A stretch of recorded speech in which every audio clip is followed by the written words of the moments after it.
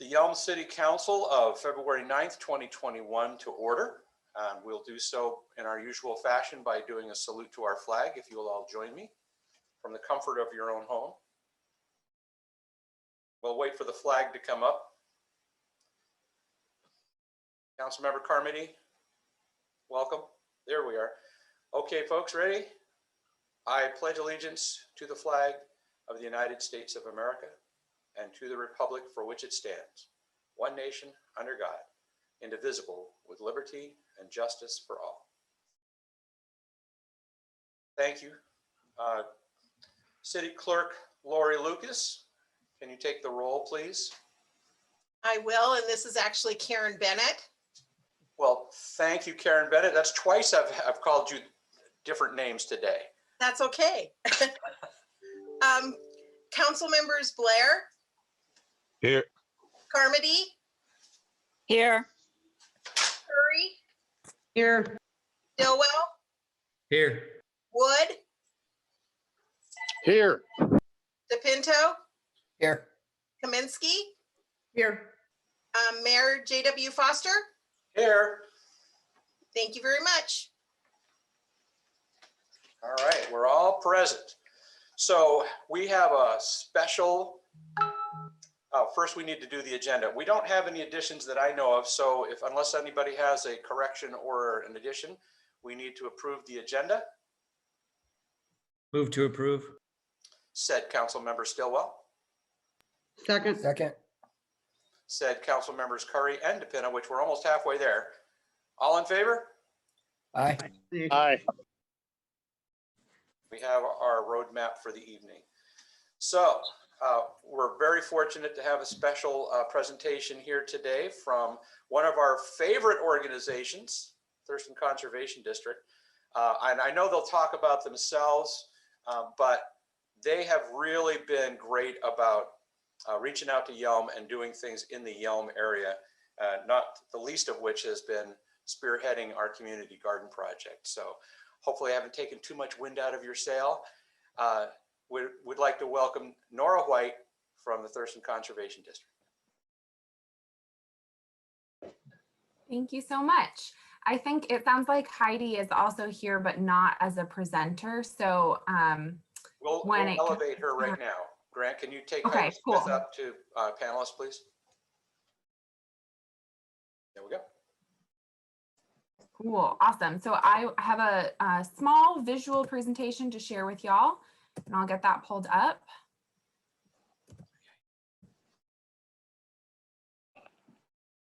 Should look good for everyone there.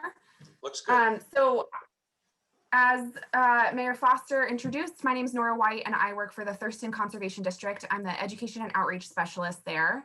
And if you're not familiar with the Conservation District, we are a non-regulatory agency that helps provide technical assistance for community members in Thurston County. And the Thurston Conservation District was formed in 1947. Conservation districts exist all across the country, and we are one of about 45 in the state of Washington. We are these wonderful, unique organizations that serve in this voluntary and non-regulatory capacity to help do good conservation, primarily on private lands. And as the world and the community around us changes, we get to change with it. And so we've been really excited to work in Yelm on this community garden project in particular, and work to bring a service and some good educational resources into the Yelm community related to home gardening. So I will share a bit about where this project originated. I've been so honored to work with Bounty for Families and the City of Yelm and some other partners on this project so far. And I'm really thrilled to get to share it with y'all because it has just been the highlight of my work life right now, working from home during this time. So without further ado, in March 2020, the Conservation District was awarded an Urban Agriculture Conservation Initiative grant from the National Association of Conservation Districts. And this grant was really to do focused education and assistance with residents in the Yelm area. We call the project Homegrown Yelm. And we were really especially excited to be working with Bounty for Families, the City of Yelm, the Nisqually Indian Tribe, Grub, the school district. When we wrote the grant, we brought that to Bounty for Families before submitting that, knowing that it wasn't a project we wanted to move forward unless we had their support and partnership on that.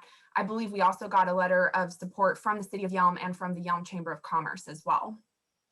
Our proposal originally contained 3 distinct sections, one for educational programs, some individual garden technical assistance, and then work with Bounty for Families on their community garden.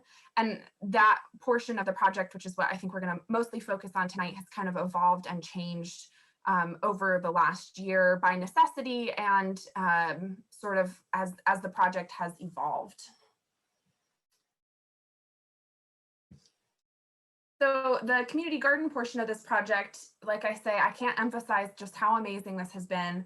And a work group consisting of the Conservation District, Bounty for Families, the city, and Grub has been meeting really regularly to make decisions about the layout, the components of the garden. We've brought in some other organizations like the school district and a veterans organization called The Mission Continues have gotten involved as well. And those partnerships are continuing to grow as the garden expands as well. So it sounds like, and I'll let Heidi speak to this too, for about the last 5 years, Bounty for Families has been discussing the idea of a community garden in Yelm. And the city of Yelm had agreed to let them use this far side of the city park. I'm sure you are familiar with this overhead view that you can see here, which is so wonderfully located to where Bounty for Families holds the farmers market as well. And again, I'll let Heidi speak to that. One thing you can see, so that pad where there used to be a building in the park is where the garden is going to be located. And the other addition to this picture are some ADA walkways that are going to be built. The first one is going to be the one that goes from the handicap parking in that parking lot over to that side of the garden.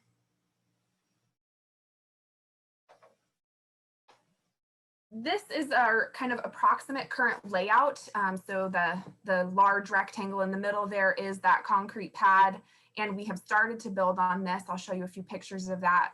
But you can start to get a sense that this is designed to be a space that has a lot of growing space. The red box is going to be a shed that will have secure storage and have some other community aspects like a billboard. And we're hoping to have a seed library where home gardeners can come and get seeds for themselves there as well. And also have that be kind of an educational space.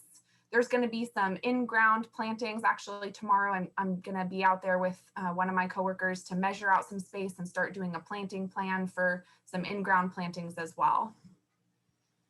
So this picture, you're familiar with this view. This is from the summer when we were there. And our vision for it is that it starts to look something like this. And this is what we're on our way to right now, which is so exciting. Garden bed construction started on MLK weekend. So if you went by the park that day, you might have seen this awesome group of blue shirt volunteers that were from the Mission Continues and led by folks from Grub, who have supplied all of the soil as well as the building materials for these garden beds. A couple other pictures of that construction. They built about half of the garden beds that first day of construction. And you can see here, there's a couple of different sizes and styles of beds that are included. Some of them are what they call 3 high, and some are 2 high that have trellises as well. And then some of the garden beds are these large cloth bags that hold about 1 yard of soil each. They're 5 foot across. And that has been a really great addition because we have run into some lumber shortages and really high lumber costs because of COVID right now. And so those are a great addition as well. The remaining garden beds are going to be built in 2 volunteer events that are currently scheduled for the 19th and 20th. And that has started to be advertised. And we're really hoping that that will primarily be volunteers from the Yelm community who want to come and get involved in building those garden beds. All of the advertisements have come from Bounty for Families primarily, and they're the main contact for kind of coordinating volunteers for those next couple of rounds. We have a few future collaborations that I've talked about that I wanted to highlight this evening as well. The Nisqually Indian Tribe has provided about $12,000 to Bounty for Families for this garden construction, some specifically for making that elder accessible and ADA accessible walkway to the garden. And we're also really excited to be partnering with them to do Lushootseed language translation for signage in especially the native plant section of the garden, as well as doing some interpretive signage around indigenous uses of native plants. And we are also working with several classes and the FFA at the high school.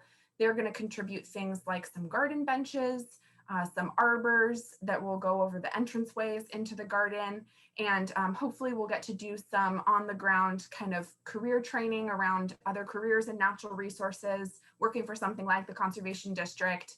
I had an awesome meeting with Mr. Mounts, and we talked about bringing out his landscaping students to get to see what a planting plan looks like and how a planting plan goes into action on the ground too, and give his students an opportunity to get involved too. So very excited about those partnerships moving forward. We're expecting to start putting plants in the ground and seeds in there in about March. And really, I've just had the great honor of helping to coordinate this and realize this project, but it's the real leadership and the vision for what this space is going to be is firmly coming from Yelm. So I'd really like to just hand it over to Heidi, who can speak about where this comes from from Bounty for Families and how this ties in with the rest of their programming as well. And Heidi, if you want to just let me know, I can advance the screen when you're ready. Thank you, Nora. So I'm Heidi Smith. I'm the board secretary for Bounty for Families, which is a local nonprofit here in Yelm. And please forgive any noises. My dog is right outside the window trying to get in. It's the world of Zoom. Our mission is cultivating a healthy community, and we do that in three main ways. We support local farmers, we connect people with healthy and nutritious food, and we strengthen the local economy. And so this program or this project really falls nicely into all of those categories.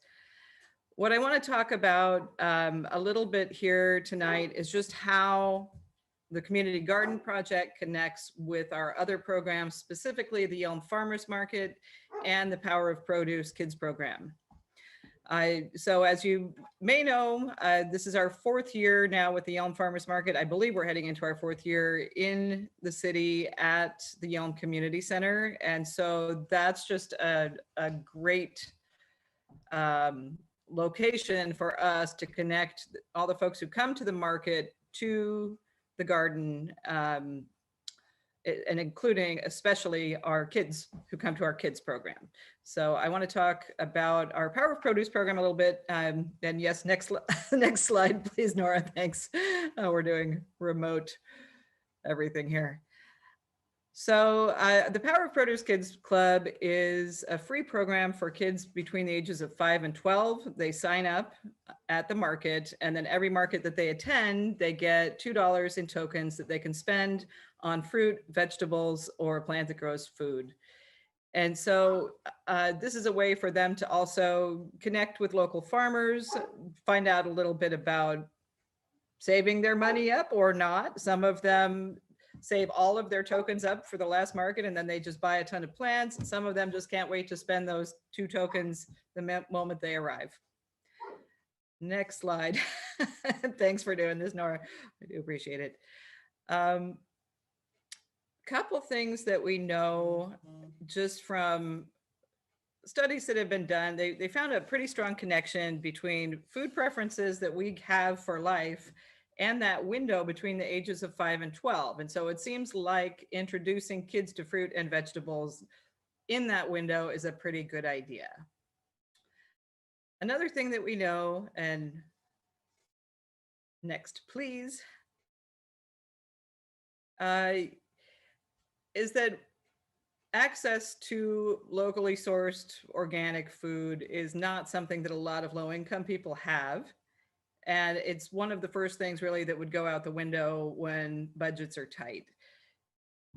This year, just in the last year, the number of students, the percentage of students in Yelm Community Schools that qualify for free and reduced lunch, it jumped 15%. And that's really obviously pandemic related. But even before that, it was, I believe, 38.7% in 2019, which is higher than the state average. So we know that we've got some families in this community that could use some access to locally sourced organic produce and to learning about gardening. Next, please. So the way we've done this program pre-pandemic is that we bring in community partners, and those can be other nonprofit organizations, they can be businesses, they can even be government agencies like the Port of Olympia. And in exchange for a free booth for them to distribute information about their organization, they come and they provide a kids activity focused on either environmental stewardship or a gardening related activity. And if we go to this next slide, you'll see that that's Grub. If we go to the next slide, these are just some of the folks that have come out, including South Sound Seed Stewards, Nisqually River Council, Puget Sound Energy, Rotary Club is there a lot.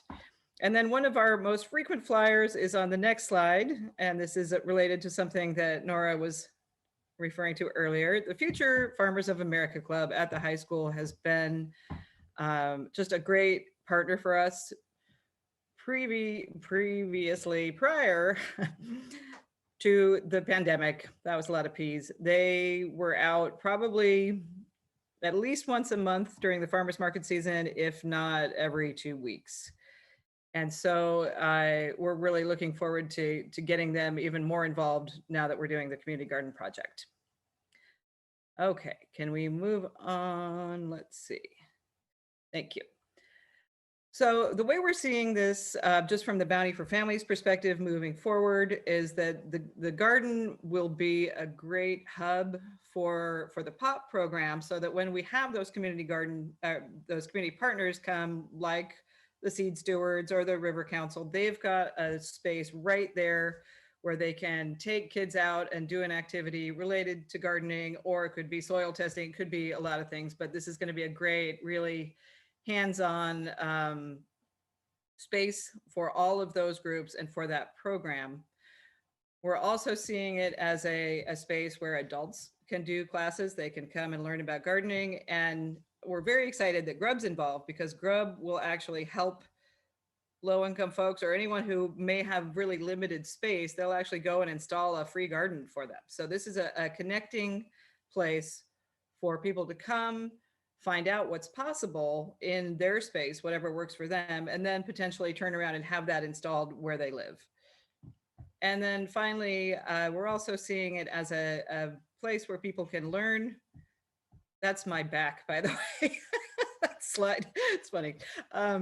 We're seeing it as a place where people can come and learn about cooking the things that are coming out of the garden, because there's no point in growing it if you don't know how to do that and make it taste good. So we're very excited. We think it's going to be a huge community asset. And I guess the last thing I want to say is just that, as Nora mentioned, this is a project we've been working on for about 5 years, and we had so many false starts. And Nora coming in with the conservation district really just breathed life into it, and it's been going full speed ever since. So we're very excited about that. Anything else that you wanted to add, Nora? I don't think so, but I think if anyone has any questions or ideas, I've got time. I'm here to chat. While they're thinking of their questions, I I just have a want to question. jump in and say, I loved watching Nora's smile during Heidi's presentation. It was as if she was watching her child grow and walk across the stage on her first play.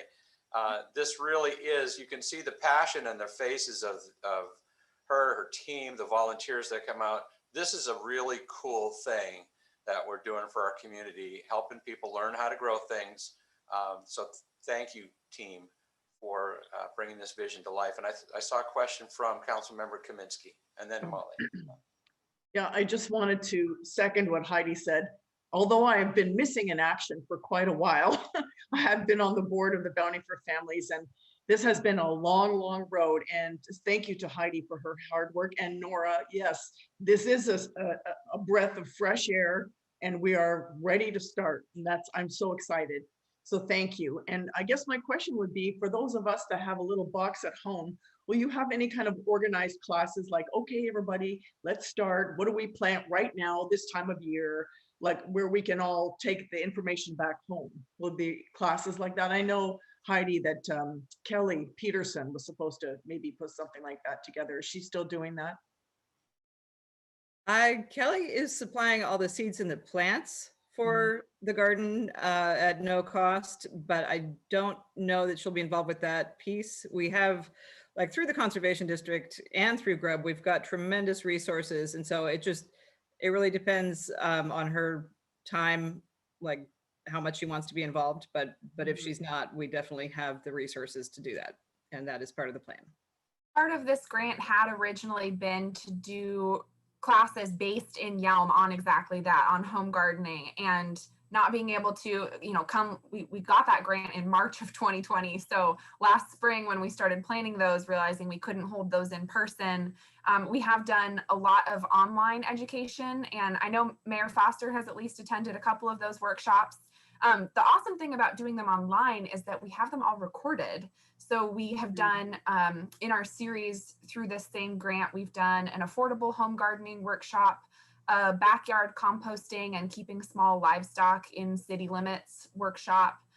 We did a prepare your garden for winter and winter gardening bed prep workshop, and a couple of other ones in partnership with Thurston County Environmental Health too. And I'd be happy to supply a link. We've got those all hosted and recorded on our website, which has been it's been really cool. We've had really high participation in those, not necessarily as focused in Yelm as we had intended by having those workshops based in Yelm, but what a space this is going to be to have those kind of workshops in the future. Absolutely. They're great. Molly, did you have a question? Yeah, I basically just sort of dovetailing on what you were just saying. Is there any way that you guys can send an email to the city council with all of those links and all of that information? Because I have a feeling that a lot of people don't even really know that you guys are around. I mean, I do, because I kind of get out in the community, but I think that this is really great knowledge that a lot of people don't even know really exists. So if we could get like an email with all of that information, all of those YouTube links and everything, I think that would be fantastic. And I think that what you guys are doing is amazing. Congratulations. It's going to be amazing. Thank you so much for helping. Yeah, absolutely. I'll make sure a link to that goes out. I think that we do send our monthly newsletter to elected officials in the county, but you might want to check your spam box to make sure it doesn't go in there. But I'll double check and make sure that all of your city council emails are in there. And otherwise, I'll definitely send a follow-up email with the links to all of those recorded workshops and a copy of this presentation and everything as well. Very good. Yeah, and we've been pushing it out as a city on both our Facebook page and in other ways. We've been connected with the NVN and with Thurston Talk, and quite a few other ways we've been trying to bring this to people's attention. But this is a great presentation from Nora and Heidi, and you'll start to see it grow literally, and you'll be able to participate in it. We will take those links and send them out, and then we'll make sure that we follow up with each of the council members to make sure you're getting those newsletters from Thurston Conservation District.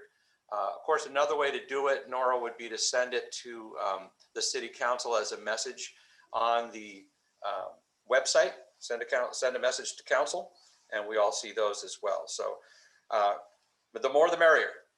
Okay, great. Thank you so much. One other question. I suppose if I was coming to the meetings, I might know the answer to this, but I don't. So, Nora, are you planning on being there like on the Saturdays during the farmers market? So when the kids are there and the adults are there, they can stroll over and see something going on? Yeah, we just sort of talked about this last week, Heidi and I did. I think we're going to be there some of the Saturdays. I think that this is an opportunity for some of those other partner organizations like Grub, the FFA to get involved and get to host in there too. But definitely the idea is to have that garden space be open through the summer, through this farmers market season, have people come over, get to learn about the garden, get to plant something or pick something and taste it. So yeah, it'll be really fun to get to kind of host that space and introduce it to the community this summer and make sure people feel really welcome and like this is their space to be in. Perfect. Thank you. Thank Yeah. you.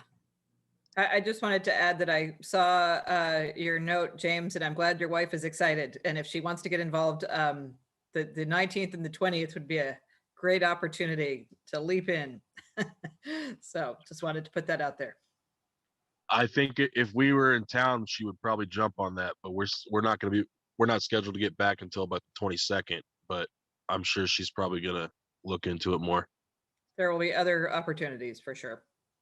And certainly use email and contact before a large group of people would show up to volunteer. We'd like to have that coordinated because we are taking precautions to stay physically distant and wearing our masks and stuff. We don't want to overload the space, but we would welcome more help for sure. And donations. Very good. Any other questions? Hold on a second here.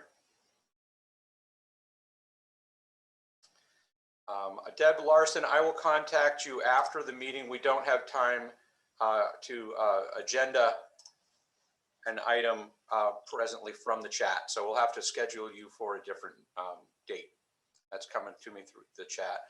And there have been a couple of things in the chat from Sarah Moorhead from Thurston Conservation District. And we will, again, make sure that those links are sent out to everybody. Thank you so much for taking the time to come all the way to Yelm. Thank you so much for having For us. this presentation. That was great. Thanks for having us. Nora and Heidi, thanks. Okay, now we're going to move on to public comment. I don't think anybody registered for public comment before the meeting, but Grant, if you would just allow them all to talk. If somebody from the audience would like to address council tonight on a matter that's not on the agenda, this would be a great time for you to speak up, and I'll take you in the turn that I hear you.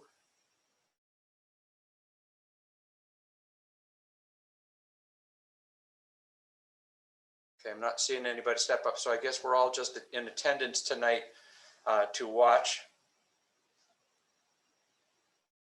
And that's fine. So we'll go back to my panelist, and we will take an opportunity for council to approve the consent agenda.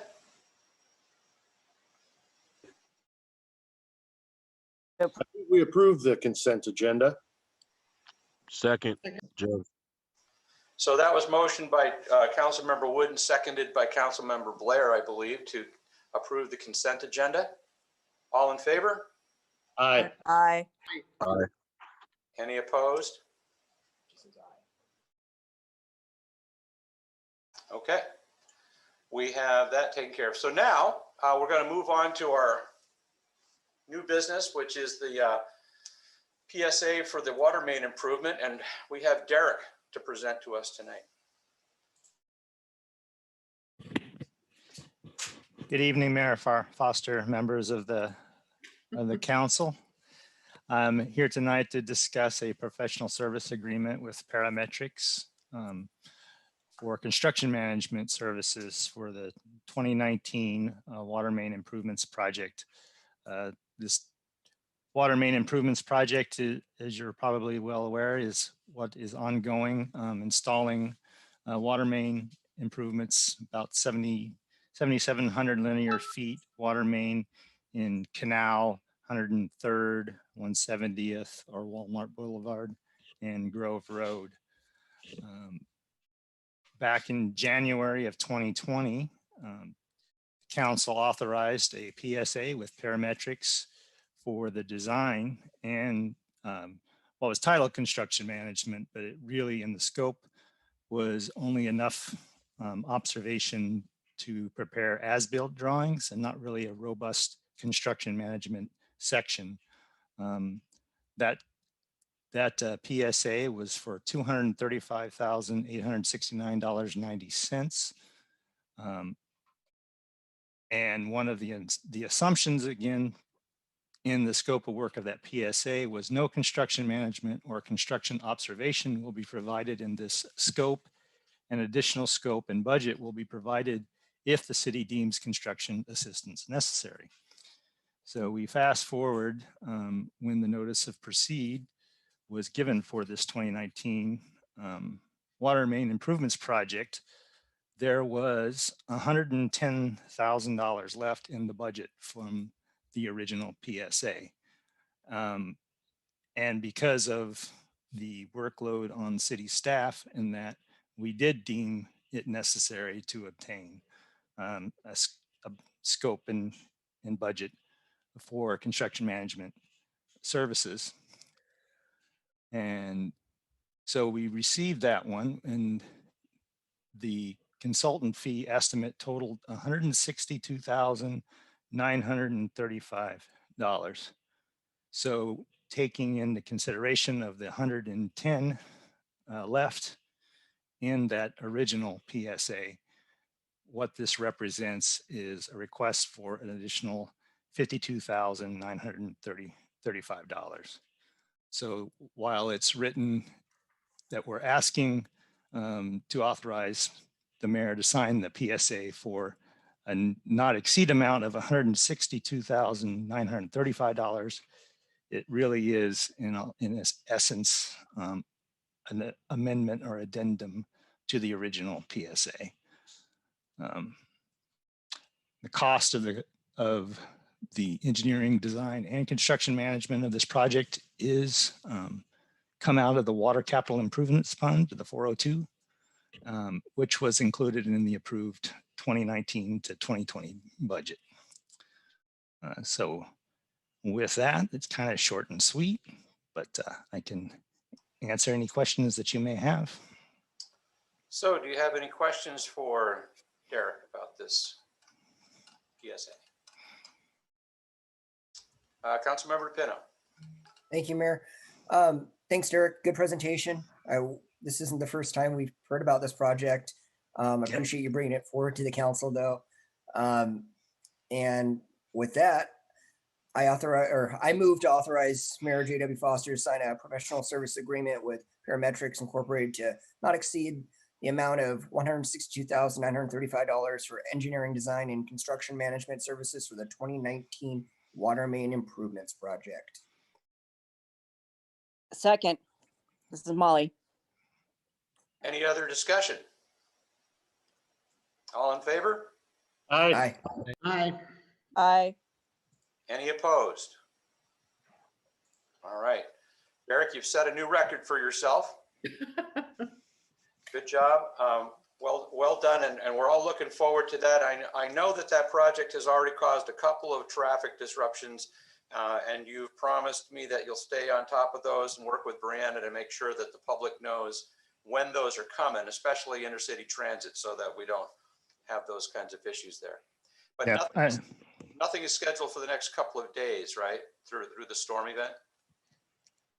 Well, there still is work ongoing, and they've just recently have switched to 410s. So they're working Monday through Thursday. Good choice. So it just happened to fall, and we'll see what comes this weekend, but they'll keep me up to date. All right. Thank you, Derek. Appreciate it. Thank you. Okay. Moving along to 7, old business. We don't have any. This is one of these rare nights, folks, where we didn't have a whole lot to agendize. We'll make up for it later. So I think we already did before. We'll move into updates, and we'll start with City Administrator Graham, please. Thank you, Mr. Mayor. Good evening, Council. Can everyone hear me okay? I just want to pivot to a community service announcement. I just want everyone to know how hard our police and our public works teams are working. They are prepared for the inclement weather that may or may not be on the horizon. You never know, right? Right now it's planned to be potentially several inches coming down Thursday and extending through the weekend, but you never know what we're going to end up with. But the bottom line is the Public Works crew is prepared. They are putting de-icer out on the roads. The police are going to call as soon as they come on shift, just with updates in case they need to call out a snow plow if that's needed. And I'm just going to switch here and share my screen. We're going to be putting information out on the website as we normally do around this time. Let's see, can folks see that okay? Mhm. So what you're looking at is the de-icing, sanding, and snow route map. You've seen this from me every year when weather comes our way. These are the primary routes, listed in priority order, with the red being highest priority, orange being second priority, and blue being the third priority. And what we're focused on is making sure that emergency services can get to as many areas as possible, and serving as many people as we possibly can without the community understanding that in a heavy snowstorm, it is impossible to clear every route. So just in the spirit of transparency and information, we know that there is inclement weather likely heading our way, and we're putting information out on social media and on the website and on the reader board, and just encourage people to plan ahead and be prepared in that situation. That inclement weather does come our way. And obviously, if they see anything or have any concerns, call 911 in the case of an emergency, or our Public Works call-out phone. Those folks are available 24/7. So look for that, more information to come, and we'll keep the information on our website and social media current. Also, the police chief and Public Works director and I and the mayor were briefed from the National Weather Service today. And so council, after this meeting, I'll be forwarding the slides that the city received so that you have that up-to-date information that we have, at least the latest that we received this afternoon. So look for that in your inbox. A couple of other announcements, just encouraging the public to go and get their passports if they're planning any travel, pretty much anywhere. We know the Real ID Act is going into effect, and that is causing our passport services to be busy. Right now, they're booked until March. And so they're booked through March. And so they're doing it by appointment only, just to make sure that we're able to serve everyone and not cause a backlog, but at the same time, make sure that we can serve everyone safely. So encourage everyone to go online and book their appointment to get their passport if that's something that they're looking to do. We are one of the few providers that is open in the area. Two other things I wanted to bring to your attention, and just to pair it back to you, because we didn't have anything in writing after your committee conversation last meeting, but just to make sure that I'm hearing you right, and then to ask for some guidance, that council wanted to keep all of your legislative council committees the same through this year, and then revisit them at an open public meeting next January in 2022. And then you would revisit the legislative council committees in an open public meeting in every even year thereafter. Is that correct? Okay. Would you, just to memorialize it, would you like us to draft that up and put something in your council rules and procedures, or send it out in an email, just so that we are documenting that someplace? Is there something that would be helpful for you all? Thumbs up from Councilmember Carmody. Okay. All right, we will do that. And then the mayor's giving me the finger. That's never good. James has a question. Councilmember Blair? I just wanted to clarify. I believe the only exception was that Councilmember Carmody and Stillwell. I believe Carmody was taking over one for Stillwell. if I remember Yeah, right. that was going to be if it was okay with Tad, and I think I got that go ahead, but it's Tad's choice. So yeah, I'm willing to do it. Perfect. Could one of you just email me offline what that switch was, and then I'll put that up on the committee chart that is also available on your council website and those documents there. So actually that may be the place that I memorialize it, because you just adopted your council rules and procedures. So I'll document it up on the website what your process for revisiting this is going forward. So that way you all can see it, and so can everyone else. The last thing is, I know that the Cochrane Park project is something that we're all excited for. The bids are coming in this Friday, and that project will commence soon after. So the restrooms and the park modifications, which is critical not only for people's enjoyment and recreation, but photographs. It's not only our wastewater treatment facility, the end of the pipe there. It's a popular spot for wedding photos, and it's also has a strong nexus to our water rights. So really excited for this project to get going, and the bids come in on Friday, and we'll come back to you with that proposal after the bid selection process is done for you to approve. And then the last thing I wanted to do was just give you a highlight of a couple of upcoming items at your meetings.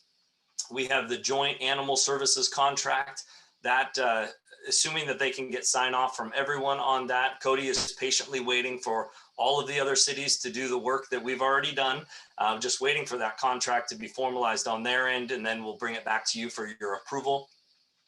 The Regional Housing Council has some technical updates that we'll be coming back to you for. I know Councilmember DePino is going to come back with the summary for the scope of work for the EDC contract, and then Councilmember Carmody, we have your EDC discussion on what council wants to do as far as for Thurston County Economic Development Council recruitment. So that's on the study session, which you requested. And then we'll get into the Cochrane Park contract, and then we'll have a water rights briefing, and that'll be at your next study session is what we're planning for. Just as we promised, we made the application now to Ecology. They're doing their due diligence and reviewing it. They should get back to us sometime mid-summer, but we just wanted to catch you up and make sure that you're informed of everything that we submitted to Ecology, what their process is, what the time frame is, and we'll do that in a study session so the public can hear that as well. So those are the things that are on our horizon. Councilmember DePino, I saw a hand up, and anybody else? Yeah, thanks, Michael.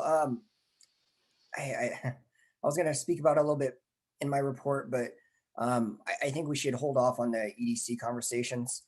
And I don't know if the mayor was going to discuss it too. And if you want to, Mayor, I can back off and okay. And I've been talking with the EDC director, Michael Cade, these last couple of weeks, and he witnessed, and a lot of the board members saw the last meeting that we had when we had the discussion on regarding the EDC scope and all that. They're not going to renew our contract, or they're not asking for us to sign a contract with them this year.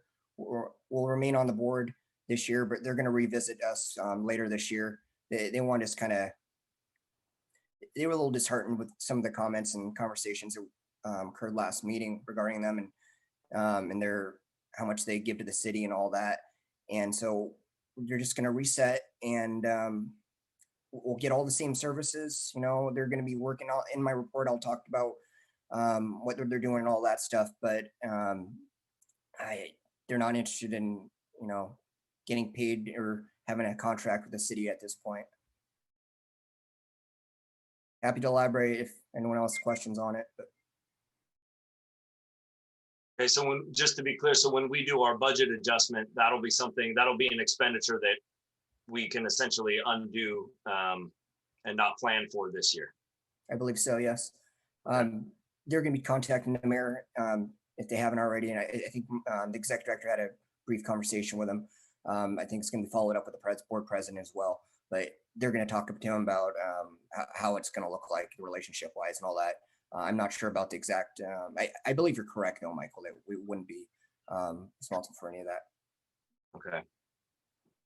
Councilmember Blair has a question. I'm just curious, is there any specifics of what they didn't like? Yeah. So would you mind sharing that? Sure.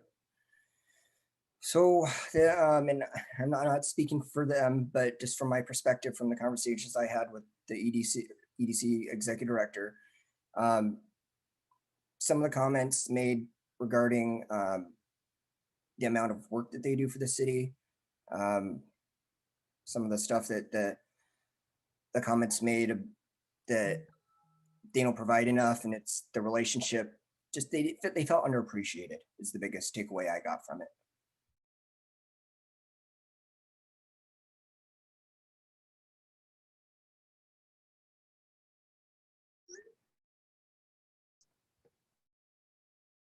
Go ahead, Ted. Can you, and I know we're kind of dancing around this. Can you just straight up, I'm really confused. We were talking about, let me just recap how I see it. We were talking about a scope of work, discussing kind of what we all, as we do in study sessions, and they in general didn't like it. Is that what you're saying? They are not willing to produce a scope of work. For what reason? They're not, it's not that they're not willing to put it up. And I'm trying to be as delicate as possible, there's some, I'm not trying to throw anybody under the bus or anything like that. But some of the comments made, and it's not just at that meeting either, it was a couple things prior to that, just getting the contract, in December when we had those conversations, it was also kind of like pulling teeth even to get that contract approved and even talked about, even considered, they want to be partners with us. And I think in the future, they're going to be willing to step back at it. But I think it needs to be a mutual decision on both parties that they want to be in that relationship, that we want them and we value them as partners, and that they can work with us and value us as partners as well. Yeah, I think that's good. I appreciate that. Thank you. But it was during a study session when we debate and openly discuss items. I certainly hope that you, as you were talking to them, because none of us had the opportunity, explain that, there's no direct attacks. We are adults and we have to have these discussions because we are spending taxpayer money, and there's an expectation of that we ask questions, and it's uncomfortable, right? We all are uncomfortable in these positions at times, every single one of us. So it's a little bit concerning that discussion. While I thought it was a great discussion from all points, even though we didn't all agree, it was really good. And so for that comment to come out of that organization, or that the feeling from that is really more concerning than the discussion we had last week. Yeah, and I mean, for what it's worth, from my perspective, I do see how we were undervaluing them. Maybe not, and maybe that's part of my problem too, is not explaining them well enough as EDC board member and representative from Yelm, explaining exactly what they do, telling all the small little benefits that they're doing. I'm going to highlight in my report today all the some of the a little more detail than I usually go into, but I do think that it is a valuable organization. It is a business organization. They're not primarily representing cities. There are cities and municipalities that are part of the EDC, but these are the movers and shakers of Olympia, the big dogs, the businesses, the biggest businesses in Olympia, Lacey, Yelm, Thurston County. We should be wanting to be a part of them. And when we set certain parameters and stuff like that, that might not necessarily, I don't want to, go too far into this, but I do think that just the relationship needs to be repaired. This wasn't me reaching out to him. It was him reaching out to me on this. And he gave me a heads up about what's going to happen. And I told him, our plans, and he saw the email from Michael Graham, wanting our next steps and all that.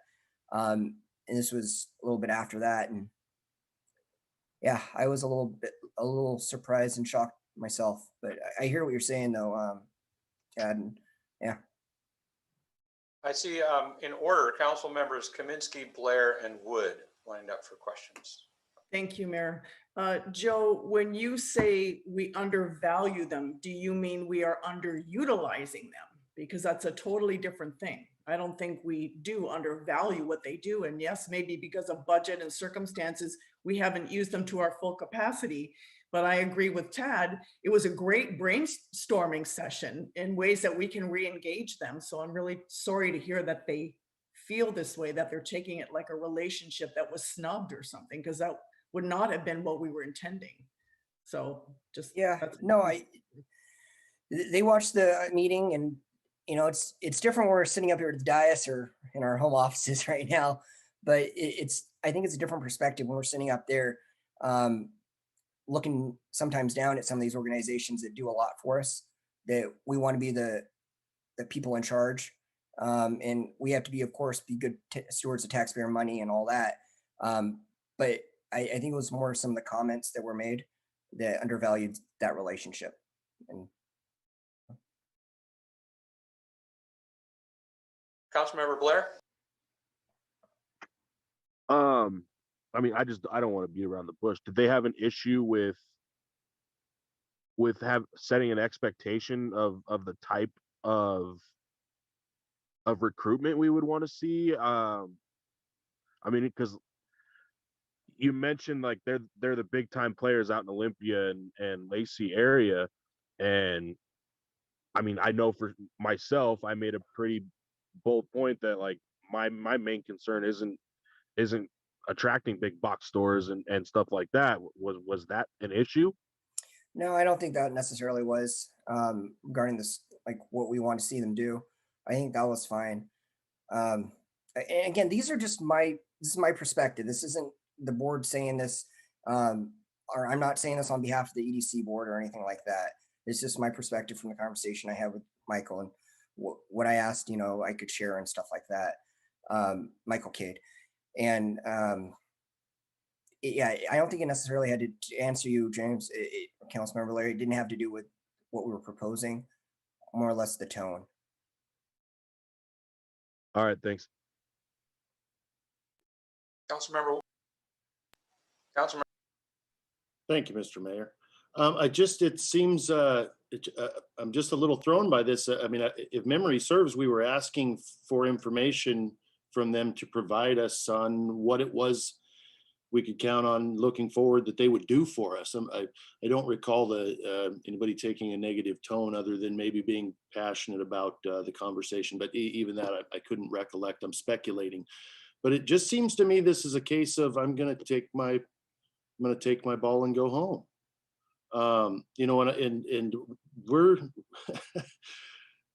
we are spending tax dollars here. And if we're asking what it is we're spending the tax dollars on, I'd say that's us doing what we're supposed to be doing rather than, being told and, this is what could potentially happen. And this is what, if you do this, we could help you here and we could do it. Just seems like we were asking for a little broader understanding of what it was they were going to provide us. And if there was something, I mean, I know council member. I'm sorry. I know Councilmember DePinto speculating on what their reasoning was, but I'm wondering if there's something that you can share with us, perhaps that is actually a little more based in fact of what they said. I don't think I can share anything further than I did. I went a little bit further, and I was hoping that we wouldn't even be discussing this before their board president chatted with the mayor and all that. And I do believe the EDC director chatted with him, but I was hoping the other one could too. I really can't say any more than I have. I try to be as open and transparent as I can with what happened. If you watch the video again, sometimes I watch videos a couple of our meetings a couple times, afterwards, and I'm like, wow, what did I just say there? Or, I don't remember saying that, stuff like that. Maybe that'll give a better perspective of it. I understand, council member. I know that from my understanding and experience with trade and economic development, my mom worked for trade and economic development for the Washington State Department of Trade and Economic Development for 30 plus years. And my one memory I do have of that is that she went out to small communities and addressed their needs and interacted with folks. And it wasn't that was her job as a specialist in trade and economic development. And so I never once saw a situation like that where she went to I didn't care for the way that council was discussing how they were going to move forward or if they were going to. So we're just going to go ahead and not play with them. It just seems really odd to me. And that's why I'm asking if there's any specifics or anything you can share. And it doesn't sound like you're able to at this point. No, and I think maybe next meeting we'll be able to have some more details on it. And I'd be happy to share at that point. But yeah, just right now, my whole point was just that we could hold off on these conversations. And again, they're not going to deny our folks here in Yelm any services. If we get more PPE money, so if we get some more any loans from the feds or from state that they can distribute, EDC is not going to discriminate against us or anything like that. They're going to treat our businesses well. All this means is I mean, this isn't that bad. I mean, honestly, we're likely not to having to spend that $6,000 on them. We're not likely to, I mean, vice versa, though, we're not going to get direct results like that. But they're still going to answer questions. They're going to still pick up the phone when we call them. And I'll still represent our what the council and city wants to the board. So. I guess I have one question, council member, is if, you know, the track that you guys were on was going to define the scope, right? You were going to prepare one up, and at council member Carmody's request, you guys are going to brainstorm a little bit more about that focus. How can they, of which I appreciate, right? How can they keep providing services for us without a direct scope or guidance provided from us? Like it just seems like that Sure. Isn't in anyone's best interest. Sure. Well, they'll still provide all the services, but if we say we'd really like you guys to go out and recruit for a manufacturing or keep your ears open for manufacturing, they're not going to just be like putting that high on their radar. And I'll talk about some of the projects that are coming through the pipeline right now that Yelm may or may not be open to.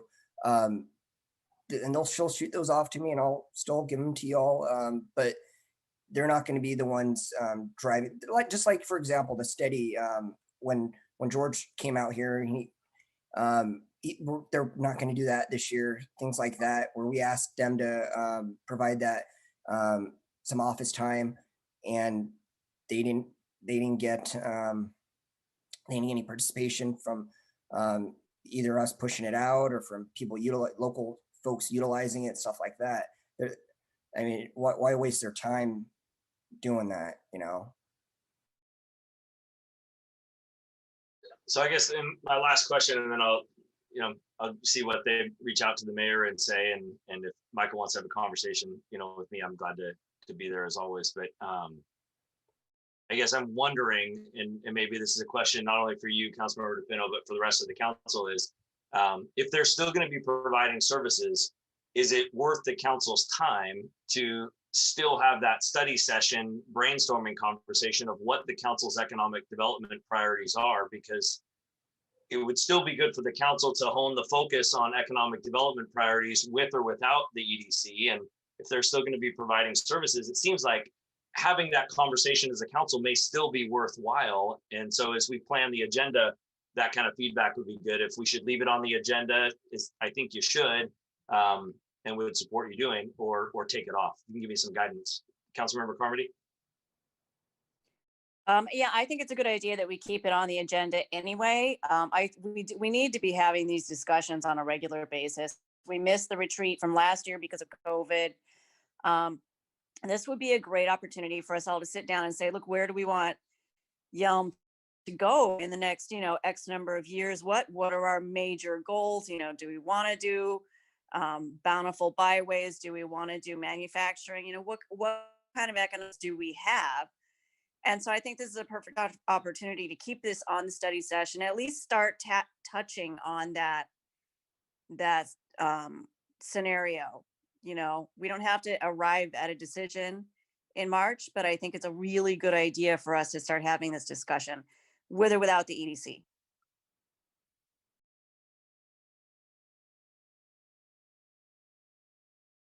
Agreed.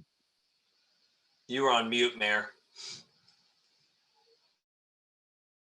So I said agreed, and then Councilmember Blair said agreed. So I think we're agreeing with Councilmember Carmody that it would be a good discussion to continue having at the study session. So at least the whole council can write a sheet of music that we can sing to in future discussions with economic development partners, whomever they may be.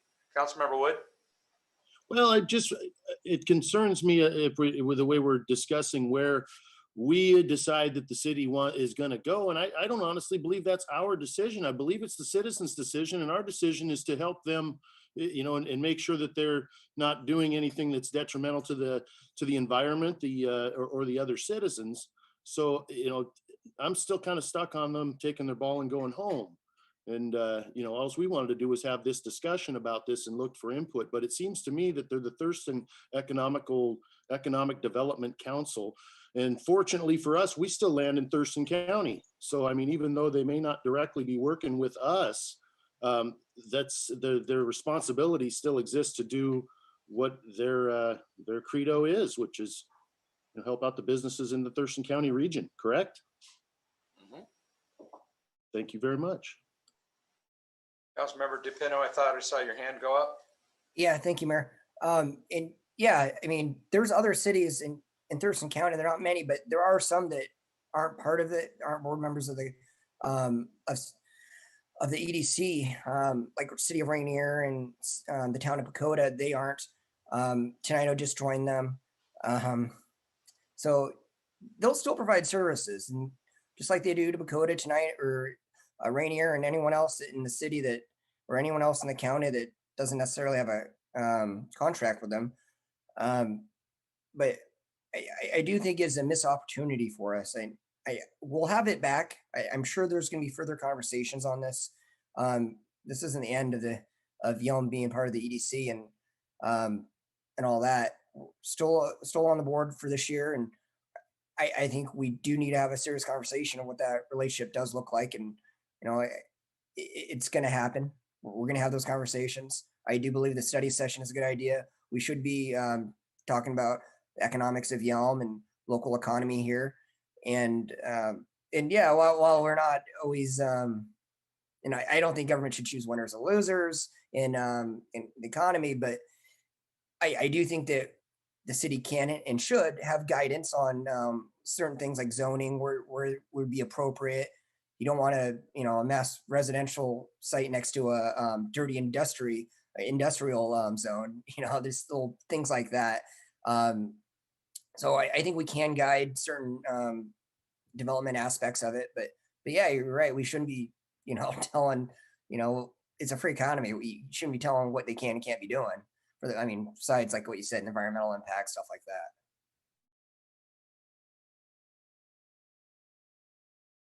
Councilmember Kaminsky. So question, Council DePinto, you're the representative on that committee, and you say that you want to continue the partnership. So there was nothing that you could say that could smooth over their hard feelings or whatever they were feeling. They just kind of rejected you. So as much as a smooth talker as I am, I wasn't able to, and that that was my first instinct, and this was discussed by some of the higher ups on the leadership on the board. This wasn't like at a normal board meeting. These discussions, there were board members that saw that meeting, and this what I was told, so I tried. Well, I'm sorry they misinterpreted our discussion for whatever it was that offended them or whatever. And for what it's worth, I did try to, say that these are just discussions we have, at study sessions, and, sometimes we lose perspective of things, but it's never offensive. It's never meant to be, at least. Councilmember Blair. That was actually accident, but I think my honest opinion, I think they're overreacting a little bit. It's a study session. We're just having conversations, and nothing is set in stone. I don't get it. It seems a bit premature, but I think we talked quite a bit on this already, and we'll talk more. Well, I'll have an opportunity to speak with the ED and the board president early next week, and see what we can do not just repair the relationship, but perhaps get some better idea of what we want and what they want to be able to do for us. So we'll look forward to more discussion about that. That ends Mr. Graham's update. So we're going to go into council updates. We'll start with Councilmember Blair. Well, after that exciting update there, I don't have anything as far as committees go.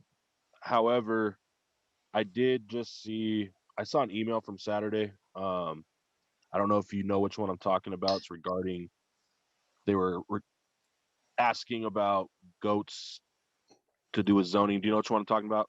Did someone already reply to her? Yeah, we're taking care of that. Okay, cool. I just wanted to make sure that got answered. Yeah, the pygmy goat. Sure. The pygmy goat can be considered a pet because of its size. But again, good neighbors make sure that the pygmy goat doesn't bust through the fence and take out their fluffy bunny. Thank you. Yeah, I just wanted to make sure that got answered. I didn't know the answer off the top of my head. And Mayor, you're forgetting to add, and if the pygmy goat does bust through the fence and disrupt a fluffy bunny or anything else, this would be part of the joint animal services contract that we would call them and ask them to come in and help. So we looked at our ordinances of, is the pygmy goat allowed or not allowed? The pygmy goat can stay, but if the pygmy goat gets out of its lane, that becomes an opportunity for the new contract that you will be signing with the joint animal services agreement. So if the goat will not be our problem, which is a good thing. Council member, is that all, James? Oh yeah. Council member Carmody. So as far as the goats are concerned, I would like everybody to remember that goats are a legal and effective way of controlling weeds in the city of Yelm. So if you don't want to use your Roundup, go get a goat or at least rent one. As far as anything to report, inner city transit, we basically did a lot of administrative stuff at the last meeting. We declared a bunch of dial and lift vehicles as surplus, which we're going to be giving out to the community. We elected our mayor for the next year. We organized our external committees. Nothing really has changed because of COVID. Everybody just decided, you know what, let's just keep everything the same. And we did get an overview of the 2021 procurement work plan and agency projects. That's about it. It was kind of a slow night for inner city transit. That's all I got. Great, thank you. Councilmember Curry. I have nothing. My Southeast Thurston starts tomorrow, and then I have more stuff coming up. That's it. Thank you. Councilmember Stillwell. All I did was today I attended the Chamber of Commerce and listened to our mayor talk about the city in the last 12 months and where we're headed. And I will say it was a job well done. Thank you. In my business life as well as this, I hear a lot of people speak, and I really think that we're really fortunate, Mayor Foster, to have you, and your message was well received. Anyhow, it was really good. And I don't make a lot of those, but thank you very much. Well, I do appreciate you being the only city council member in attendance at the chamber forum today, but I know you're all very busy. And they did record it. So if you go to the Yelm Chamber of Commerce Facebook page, they have a link to the YouTube video. It does cut out visually at one point, but the audio is intact through the whole. It's about a 40-minute time that you might be interested in what I had to say, or you might not, but there it is for you. Anything else, Tad? Okay. Councilmember Wood. Hello, I attended the TCOM meeting. We talked about how we were going to proceed forward. As I mentioned previously, our executive director is retiring after he's going to stick it out through the year, but he's retiring. We've made a decision on the process of how we're moving forward, but we did that in executive session. So I'm not sure if I can actually tell you what we're going to do at this point, but yeah, probably not. Let's not do that. As soon as I can, I certainly will. And we also discussed further our we're thinking about and looking at the potential and the positives and negatives of combining forces with Lewis County's 911 system, but we haven't come to any conclusion there. We've got a lot of things to look at. One of the primary concerns, at least for me, is how TCOM's paid for and how their system is paid for. It's a totally different system of collecting revenue. And so that's going to be an obstacle that I'm not sure if we're going to be able to get over it, but we're looking. We're trying to figure out a way, because the larger the system apparently is a lot safer for everyone. So that's where we are. And that's all I got for you right now. Hopefully something more exciting at the next meeting. Thank you. Councilmember DePino. Thank you, Mayor. That attended the Economic and Community Development meeting last week. We discussed basically this restructuring committees that fall under the auspices of the Economic and Community Development Committee, including the Planning Commission. We talked about the numbers of people that should be on these, and it was suggested, and I think agreed upon by Councilmember Still and myself, that we should probably be going towards perhaps 4 years standardized for the committees that are under our category, and maybe having these all with maybe 6 members or 5 members. Some of them, they range in how many members are on, like the not necessarily the Planning Commission, but like the Tree Commission. It just varies a lot. So I think we'll be discussing. I'm sure you guys are talking about that in other committees as well, subcommittees as well. So looking forward to further conversations on that. At the Thurston EDC meeting, discussed was a budget for the 2021 year that was passed, recruitment that the EDC's been active on, which 2 are manufacturing cases and 1 is a professional services. And we were reached out to, I think, on the professional service, and it was a phone calling center, basically. They also discussed diversity, equity, inclusion, and it's outlined the board, the work of the EDC's executive committee, the discussions of diversity, equity, and inclusion for all the staff and just the board as well. Also want to mention something that they're shooting off, which is the SBA round 2 COVID-19 relief and PPP information. And if you're a small business, you can, there's another round of COVID relief, and they're providing a webinar that's going to cover the key elements of the new coronavirus relief provisions that were signed into law December 27th, 2020. Any of the small business owners that want to learn more about the Paycheck Protection Program, it's going to be on February 3rd, February 10th, February 17th, and February 24th. Obviously, we missed the 3rd, but the other 3 are still up, starting with tomorrow. And if I could send that off to the mayor, perhaps we could get that up on the city website under COVID resources, perhaps. Absolutely. Great. I'll go ahead and do that then. Other than that, AWC City Action Days are tomorrow. Oh, also, sorry, we did work on one other thing, which was the 2020 for the EDC 2021 work plan. They have a focus on the following themes, which is building an entrepreneurial ecosystem, supporting the retention of our region's employers, our recruitment of new investment employers in the region, and an added emphasis on rebuilding and recharging the local economy. And other than that, AWC City Action Days is tomorrow. I'll be participating. I believe the mayor is. There's still, I think there's still time to sign up. It is tomorrow. I think it's from 10 to noon or 11 to noon. I think it's 10 to noon. They're going to be updating on different bills that are impact cities. The keynote speaker is Governor Inslee. He'll, do a little small speech and short question answers. Nothing too crazy, but it's always great to speak one of the highest office holders in the state. And other than that, I got nothing. Thanks. Okay, now let's see. Who have I forgotten? Councilmember Kaminsky. You're so mean. Okay, if anybody's interested, on February 25th from 6 to 7 is a live Zoom webinar. And it is being put on by a group called Long Live the Kings. And I think that's King Salmon. I think that's what it is.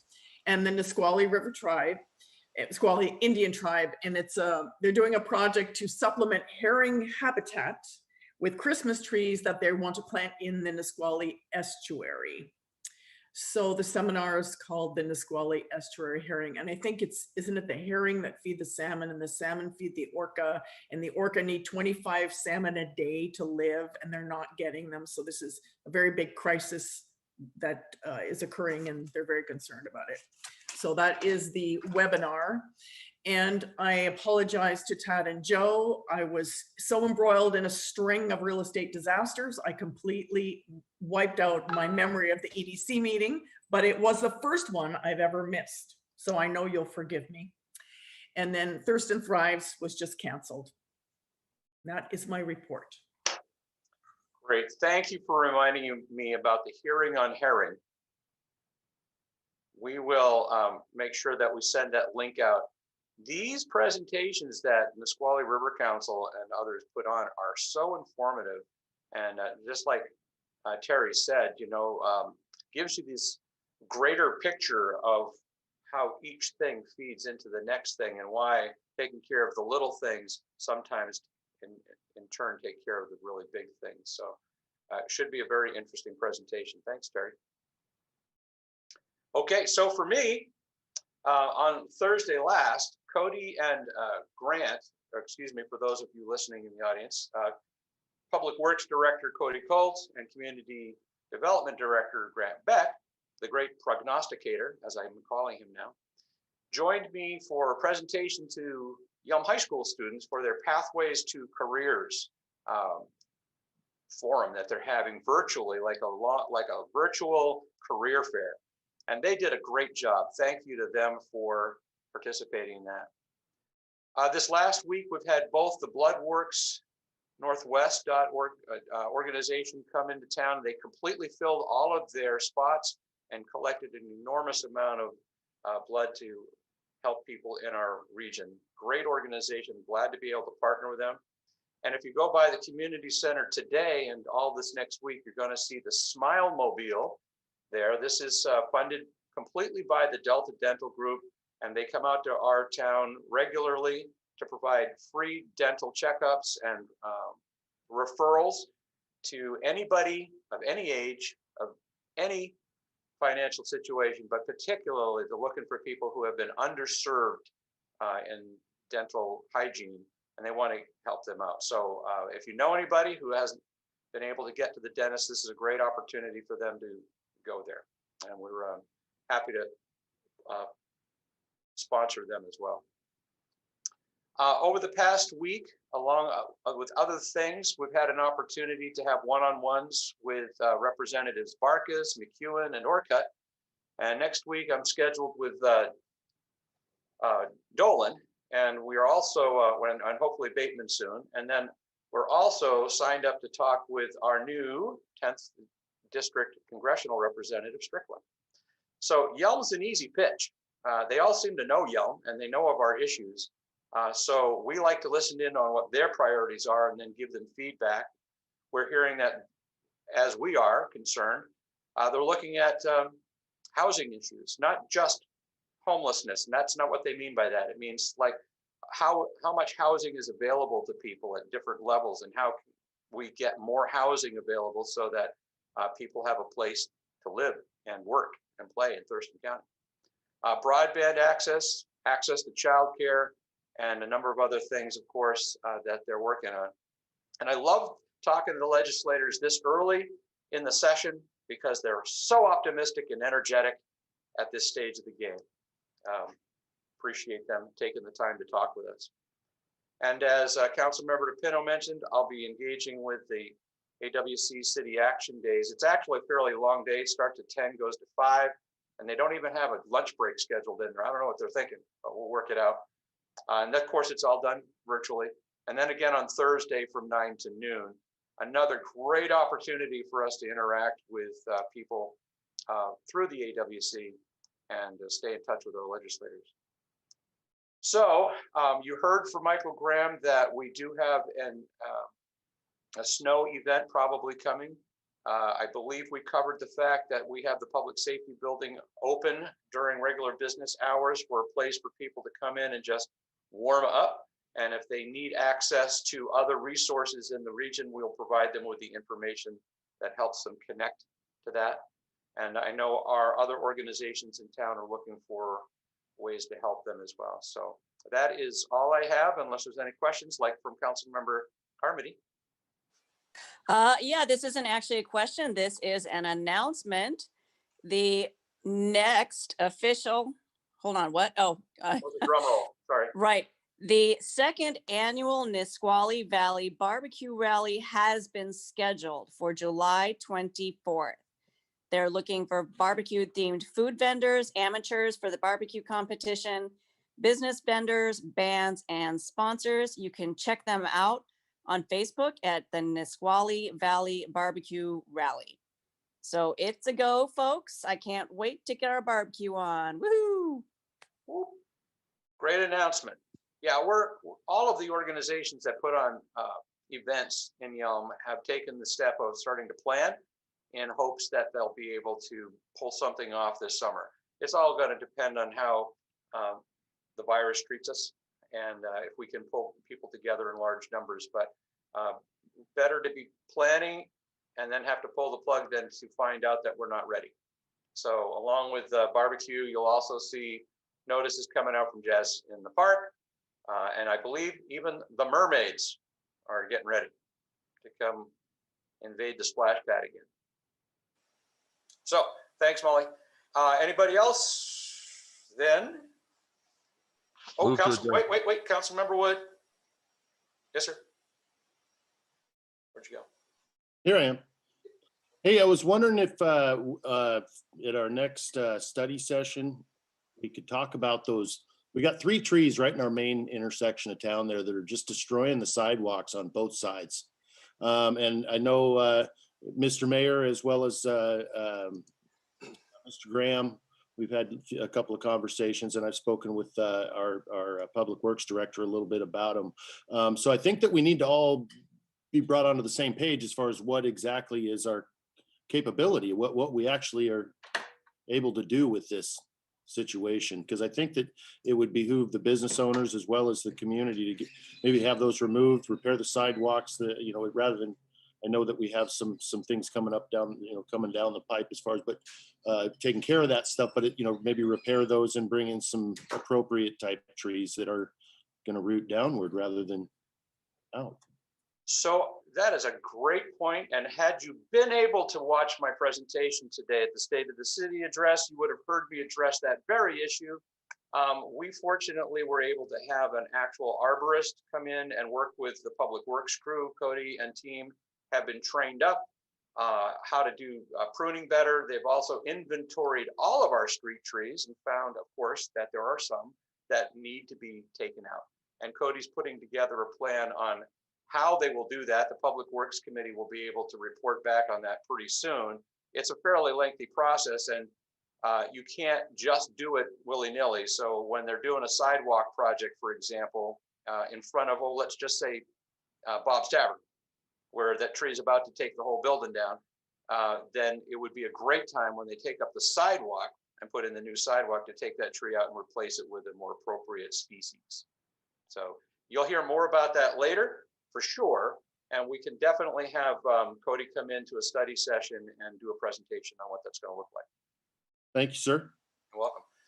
Joe, I saw your hand go up. Was that part of that? We do adjourn. All in favor? Second. Aye. Okay. Thanks, everybody. Thank you, Steph.